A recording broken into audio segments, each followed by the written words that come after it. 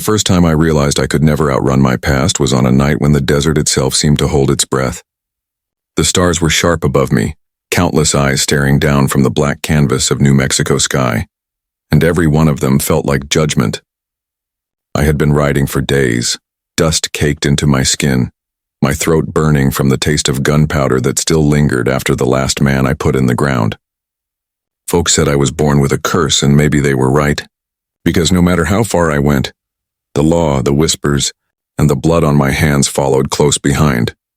I thought I had gotten good at leaving it all behind. A new name in one town, a different story in the next. Work on a ranch here, drift through a mining camp there, keep my head down long enough that people forgot my face, then disappear before questions started piling up. But trouble has a way of finding men like me. Some call it fate. I call it the devil knowing your name. That night, though, fate didn't come wearing a badge or carrying a bounty poster. It came in the shape of a memory I'd tried to bury 6 months earlier, a woman with fire in her eyes and a voice that could stop me in my tracks.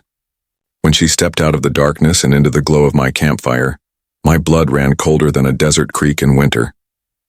If this opening already has you leaning in, don't go anywhere. Because what came next nearly ended me, and it sure as hell changed everything I thought I knew about honor, survival, and the kind of man I really was. She said my name, not the false one I'd been hiding behind these past months, but the real one, the one the wanted posters carried. It cut through me like a knife, because if she knew it, then sooner or later everyone else in Lincoln County would too. I hadn't seen Elena Vasquez since the day I pulled her out of trouble on the Santa Fe Trail, and in all that time I told myself she'd forgotten me, pushed the memory of a stranger on horseback into the dusty corners of her mind. I was wrong. The firelight caught her face as she stepped closer, and I could see the years she carried that most folks never noticed. The weight of being the sheriff's daughter, the constant battle between what she wanted and what was expected of her. I wanted to turn away, to send her back into the night before her presence burned down everything I had managed to build in hiding. But my legs wouldn't move. She told me she'd been searching, asking questions, following shadows until those shadows led to me.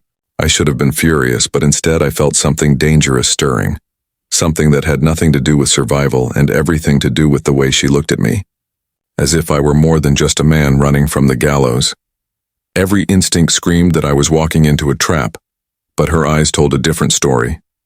And in that silence between us, with the coyotes howling and the fire popping in the cold night air, I realized the truth.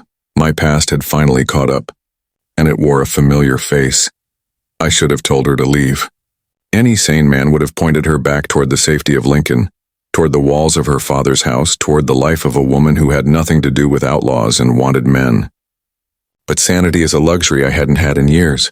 Instead, I listened as she spoke, her words quiet but steady, carrying the kind of conviction that makes even the hardest truth sound like salvation. She said her father had grown suspicious, that whispers about a drifter working under a false name were already stirring in town. She warned me the deputies were asking too many questions, watching too closely, ready to draw a line between James Malone the outlaw and the quiet ranch hand I pretended to be. And then she said something that made my heart stumble in my chest. She needed me, not because of some debt owed, not because of gratitude for what happened on that lonely road 6 months ago, but because danger had crept into her life again. Someone had been watching her, a figure slipping through shadows near her window at night. And though she never saw his face, she swore he carried the same hunger in his movements as the men I'd once driven away at gunpoint. Her father thought it was nothing, just a spooked imagination, but Elena trusted her fear. I sat there staring into the flames, knowing damn well what it meant. If I stayed, I'd be hunted. If I helped her, I'd be marked twice over, by the law and by whatever bastard was prowling around her home.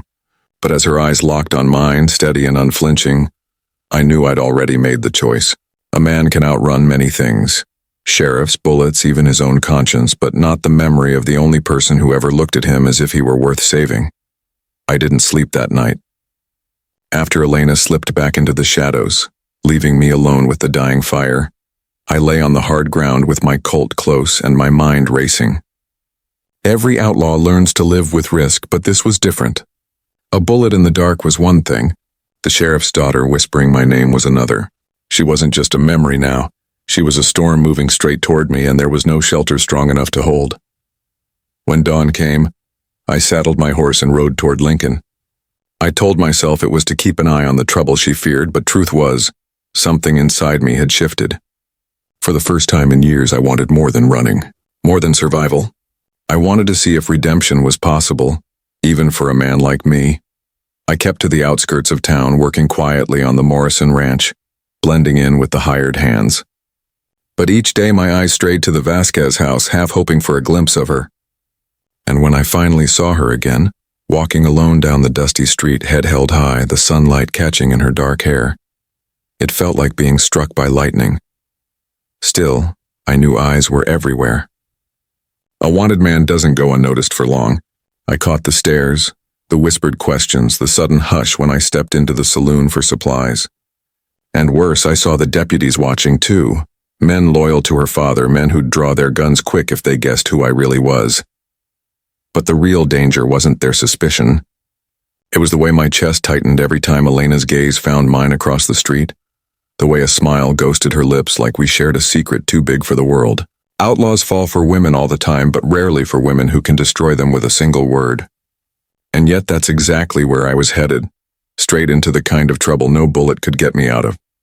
I thought I could control it, keep my distance, play the part of the quiet drifter, and pretend her presence didn't stir something restless inside me. But a man can lie to everyone except himself. Each time I saw Elena, it got harder to remember why I'd promised myself never to get close. She carried herself with a grace that didn't belong to this dusty town, but beneath it was fire, the kind that could burn a man down to ash if he wasn't careful. One evening, I lingered near the edge of town, close enough to hear the music spilling from the church social. I caught sight of her slipping away from the lantern-lit crowd, moving quick like she was running from something. Instinct pushed me to follow, though I kept to the shadows. She stopped behind the old livery stable, her shoulders tense, her hand tight around a small knife. That's when I saw him, a figure lurking too close, circling like a wolf. Before I could call out, the man vanished into the dark, leaving Elena shaking, blade still clutched in her hand. She never saw me there, but I saw enough to know her fears weren't just imagination. Someone wanted her cornered, vulnerable, and I also knew this.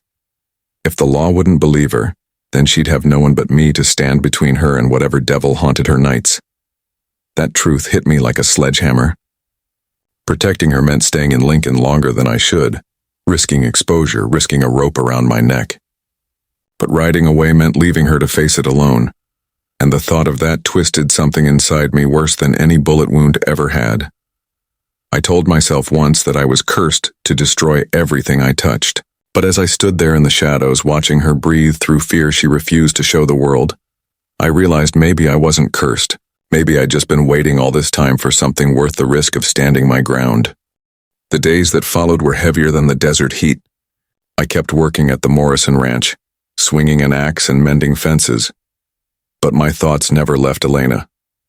Every sound in town, every whisper in the saloon, I weighed against the danger circling her. I'd seen fear in men's eyes before, but the fear she carried wasn't for herself. It was for the storm she knew would come if her father discovered the truth. She was caught between the law that raised her and the outlaw who had once saved her, and that tug-of-war was bound to snap.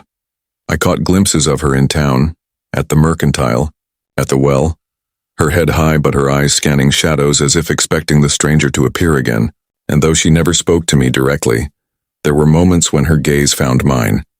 In those seconds, the world seemed to still, and I felt something I hadn't known in years, the pull of belonging. But belonging came with a price. The deputies had begun to linger closer when I walked through Lincoln, their hands never far from their pistols. They didn't have proof yet, but suspicion is enough to kill a man in a place like this. The only thing keeping them at bay was her silence.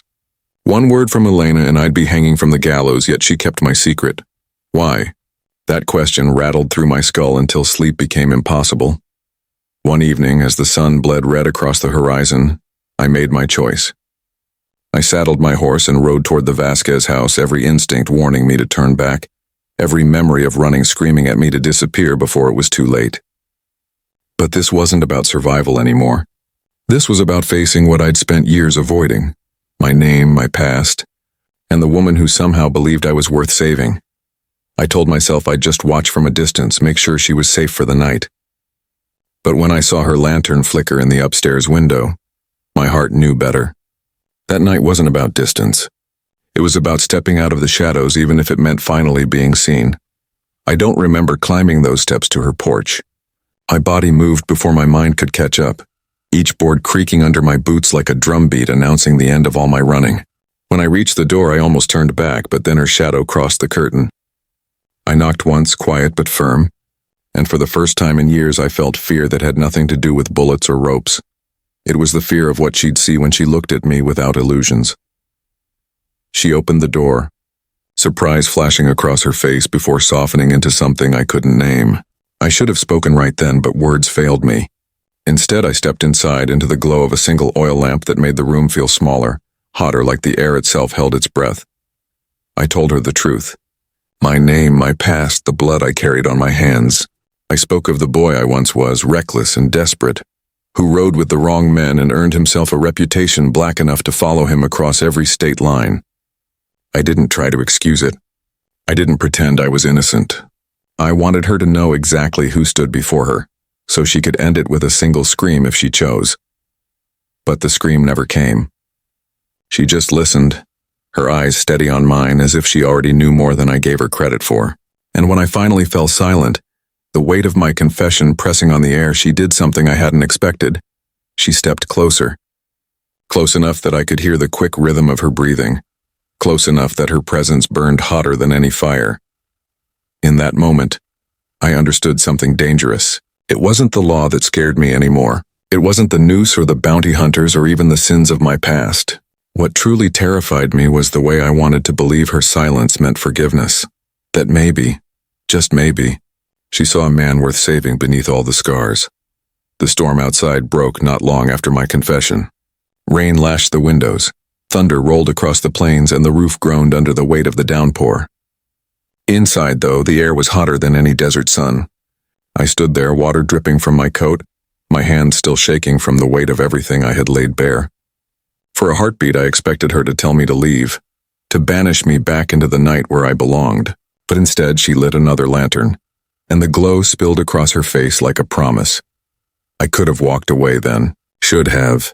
Every outlaw learns the cost of staying in one place too long, of letting roots twist around your boots. But something in her eyes kept me there, something fierce, something unafraid. She wasn't blind to the danger.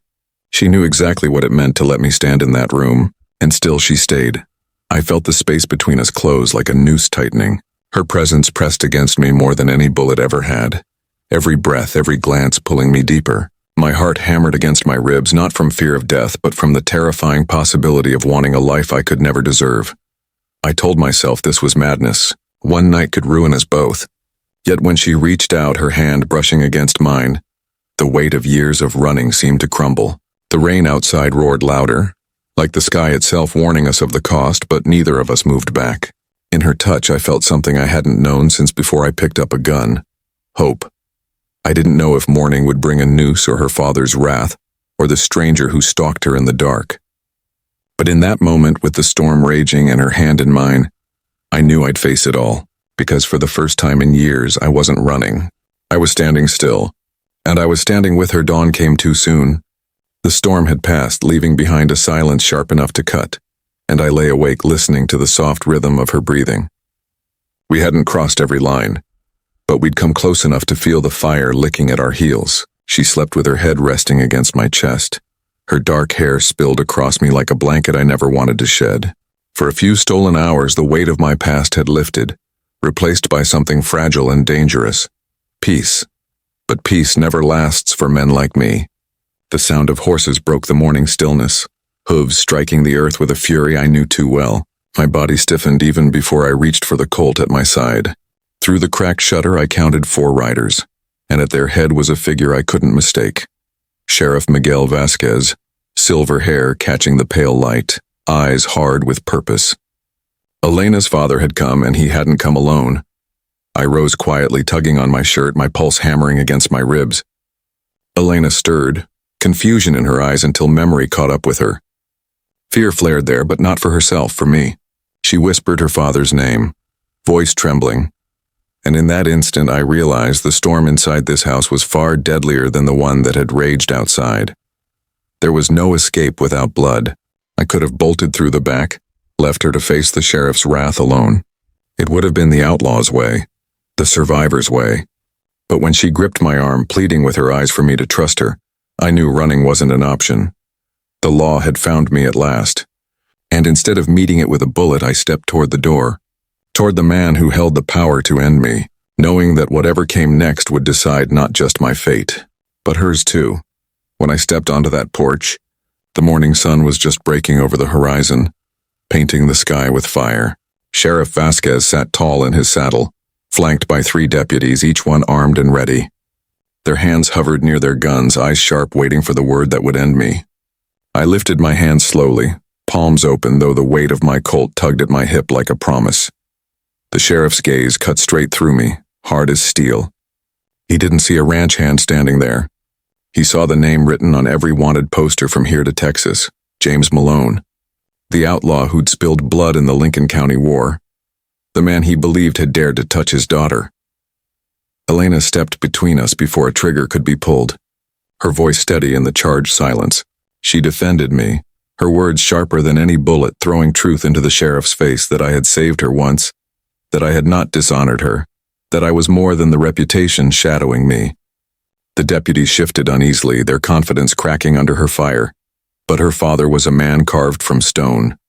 He told me I had 2 choices: ride with him and his men against the rustlers who'd been tearing through the northern range, or hang for the murder of Bob Ollinger. Either way, the running was over. For a long breath, the weight of the desert pressed down on me. I thought about the years I'd spent fleeing, the blood spilled, the graves left behind.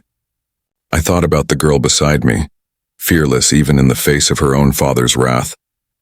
And for the first time I wanted to stand. So I told him I was done running. I told him I'd ride.